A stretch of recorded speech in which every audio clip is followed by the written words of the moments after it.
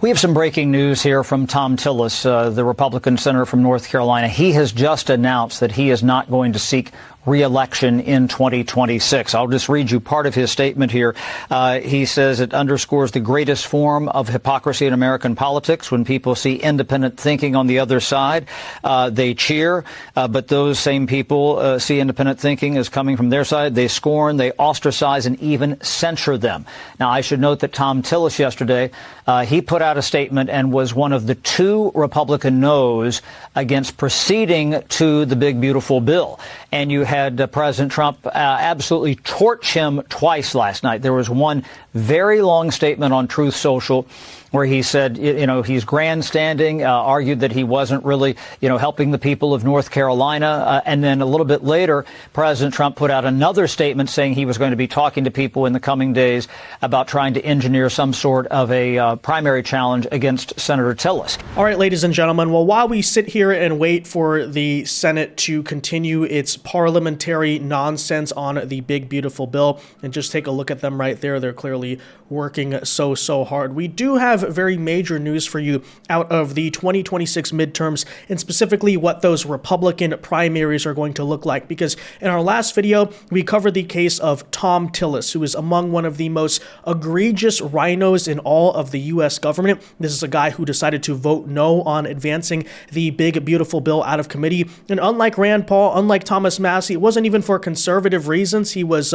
taking liberal talking points about Medicaid and the SALT cap reduction as essentially his big, gigantic excuse to be a grandstander. This comes at the same exact time he was trying to add pro-mega corporation legislation into the bill that would essentially make it more difficult for Americans to sue and litigate against corporations when they were wrongfully harmed. So a true man of the people here we are dealing with.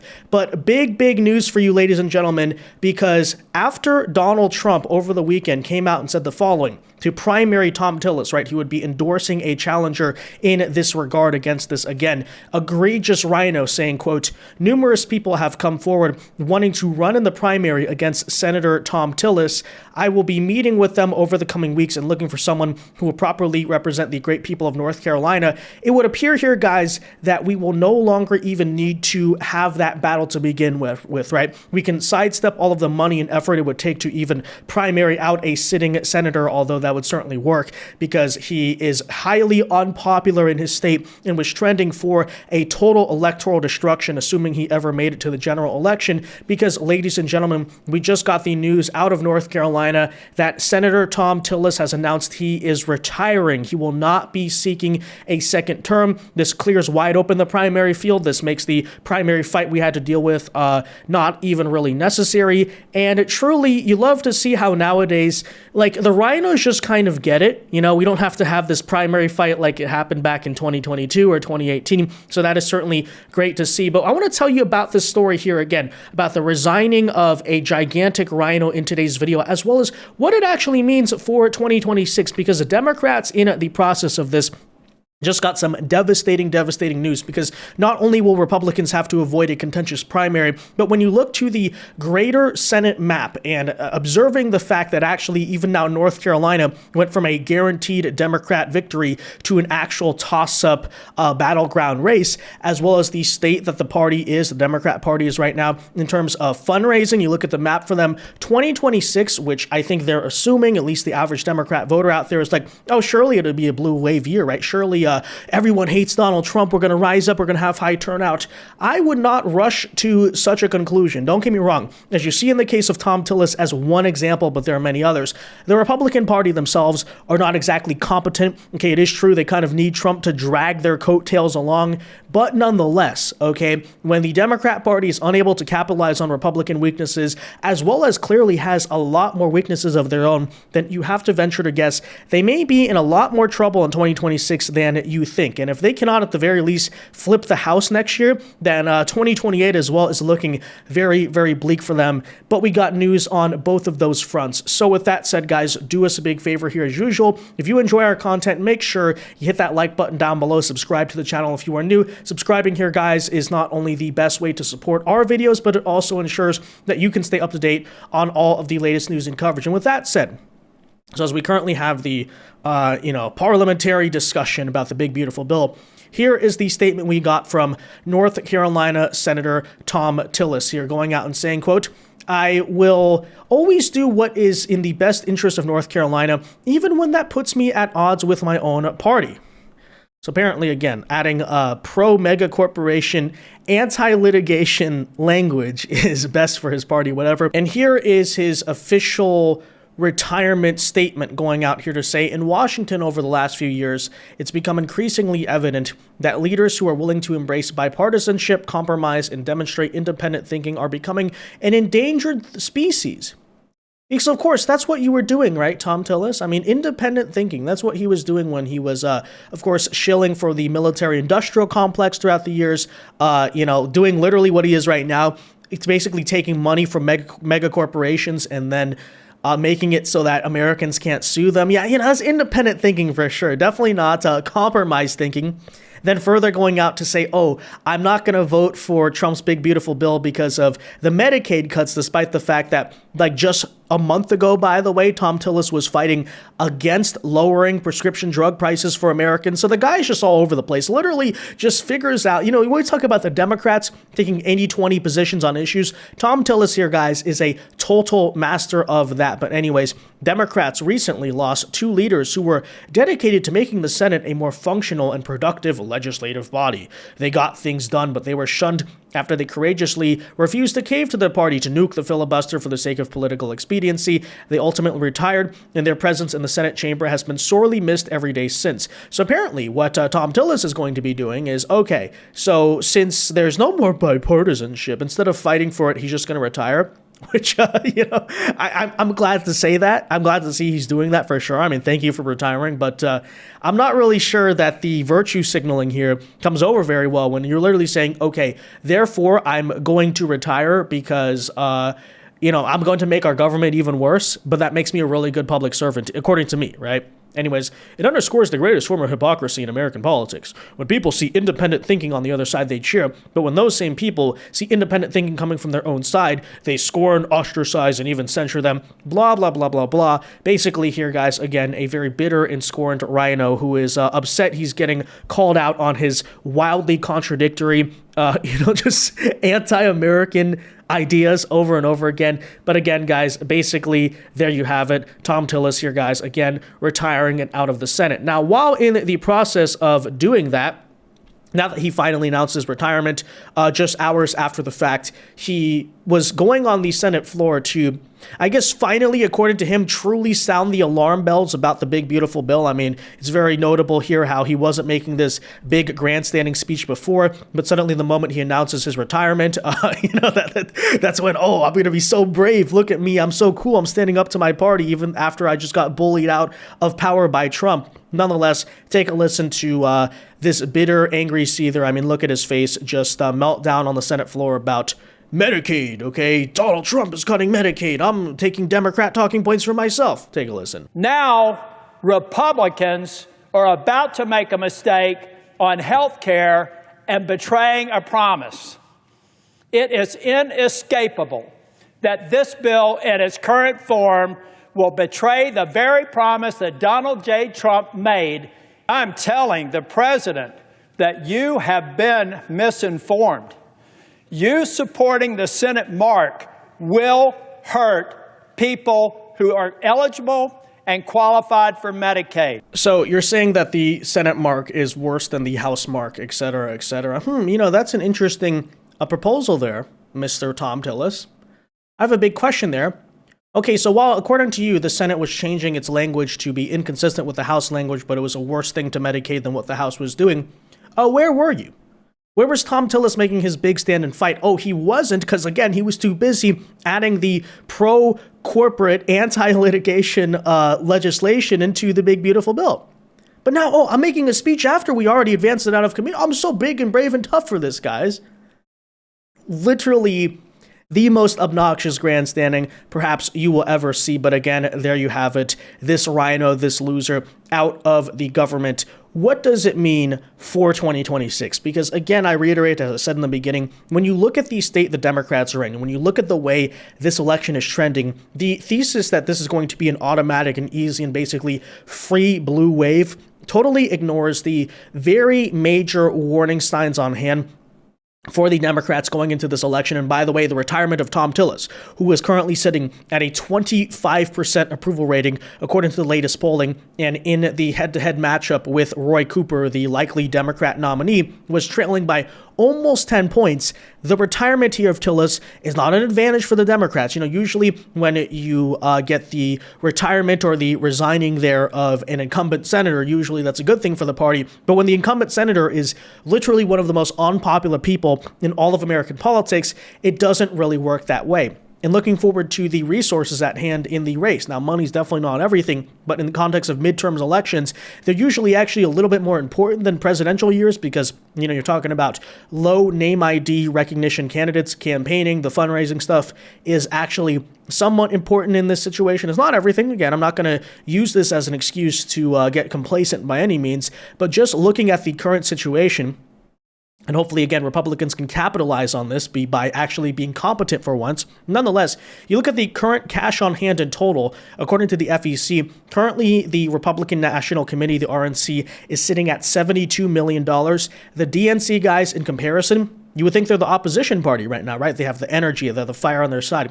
But as we've covered in the past, currently facing a boycott by their own donors, currently facing the proposition that Ken Martin may have to take out an emergency loan because the DNC will run out of cash and go into debt here, sitting only at $15 million, a catastrophic situation to say the least, and looking there very strongly like you're going to have a lot of Democrat candidates in 2026 that maybe some of them might actually be strong candidates, but when you're dealing with a nationwide cash and resource shortage, definitely not something you want to be dealing with, especially on a midterm year here, guys. That's especially arguably more important here. Now, with that in mind, let's looking here at the total war chest of 2026 funds.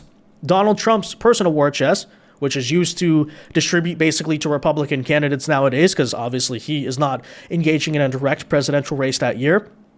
Currently looking at $1.4 billion. The Republican Party, meanwhile, has 393. Democrats have only 303 million. So combined here, guys, what are we talking about here? The GOP currently for 2026 is sitting at $1.8 billion in their war chest. Democrats in total only have 300 million. Again, guys, that's a wipeout. That is a disaster for their side. And looking, by the way, here, even guys, to the Senate map. I think people have long covered this, but how difficult it's going to be for Democrats to have any chance to remotely even attempt to flip the Senate in 2026. Let's look at what we're talking about right here, right? Why I say Democrats, especially with the news of Thom Tillis, things just got even harder because now North Carolina, which formerly was basically a guaranteed Democrat victory there, is going to be at the very least a toss-up. It's a race where you have to really try, you have to fight, you have to be competitive to the end. But as you can see here, there are three major toss-up races looking in 2026. You're talking here about Michigan, North Carolina, and Georgia. Where's the math there, by the way, though, for the Democrats? Even if Democrats win all three races, they are still looking at only a 52 to 48 margin of losing, right? Republicans would still, in other words, hold the Senate majority 52 to 48. In order here, guys, for Democrats to end up winning the Senate in 2026, they would somehow have to win either, let's say, Maine, Ohio, one of those states. So let's say by some miracle, Susan Collins ends up losing, even though she always figures out how to survive in those races. Okay. You're still looking here, by the way, guys, at Republicans with a 51 to 49 margin. Keep in mind that we have the vice presidency. So at that point, what state can Democrats here possibly win? Perhaps Ohio, right? That'd be a long shot considering Ohio nowadays is a pretty reliably red state. I mean, look at, the situation with Bernie Moreno 2024. It's like Democrats always hope they might have some hope in Ohio. Never ends up playing out. But even then, okay, so even if they win Ohio, guess what? That is still a 50-50 Senate, which keep in mind, J.D. Vance there as the tiebreaker, would still be a Republican-controlled Senate. And so in order to truly to flip the chamber as the minority party, they would have to win probably either a state like Iowa, which, call J. Ann Selzer, maybe she can come through there, Iowa, Montana, Kansas, Alaska, maybe Texas or Florida. Like, you would have to, as you can see, let's just say they win Texas they beat, who is it? Yeah, Ted Cruz, I think. No, not Ted Cruz. Cornyn is the one up for re-election, I think, there. Anyways, I don't know. Let's just say, as an example here, like you win Texas or something. That's the crazy miracle blue wave year that you would need to somehow flip that Senate. And again, guys, looking at the situation, at least financially, in the generic ballot, as we'll show you in a second, Democrats are not trending towards that overwhelming blue wave year where they even have a necessary shot there of winning the Senate. It's very likely, if anything, that Republicans may look at expanding their Senate majority even more as compared to somehow losing the chamber itself. And looking at the situation here on the ground, by the way, guys, part of the reason I say there is very little reason to suspect that a blue wave is really coming here, as the Democrats are hoping, we did the No Kings protest, okay, but what is the situation on the ground? Well, Pennsylvania, for instance, which does not have any major elections in 2026, you do have the Josh Shapiro re-election bid for governor there, but no nationwide federal elections that I can really think of there.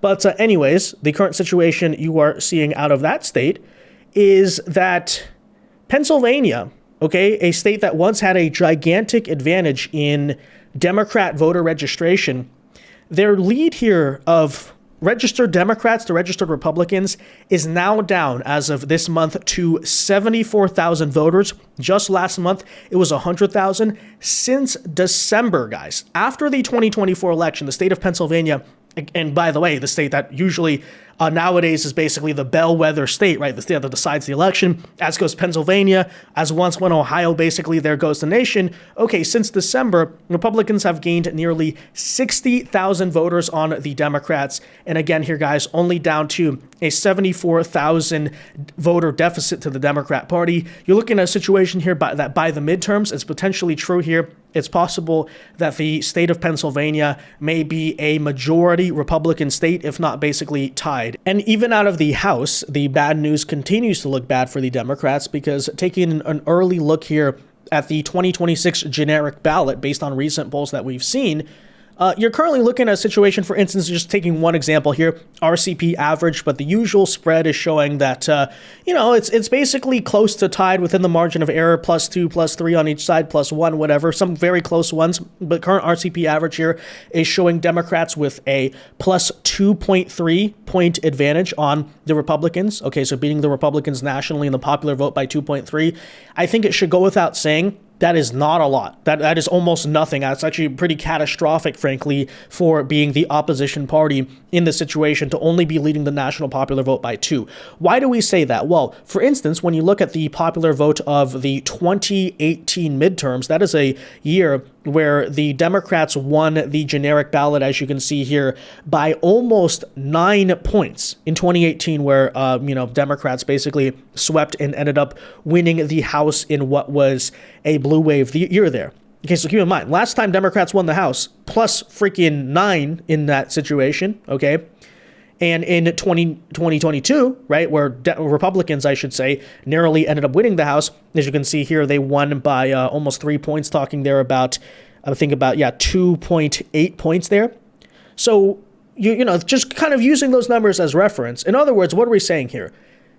If Democrats are leading by about 2 to 3 nationally in the popular vote, it's actually unpredictable how the House goes, right? Depending on, you get more turnout in blue states, blue districts, whatever. Like, basically, it's a tie. Like, the House at that point is a toss-up. And yes, it should go without saying there, guys.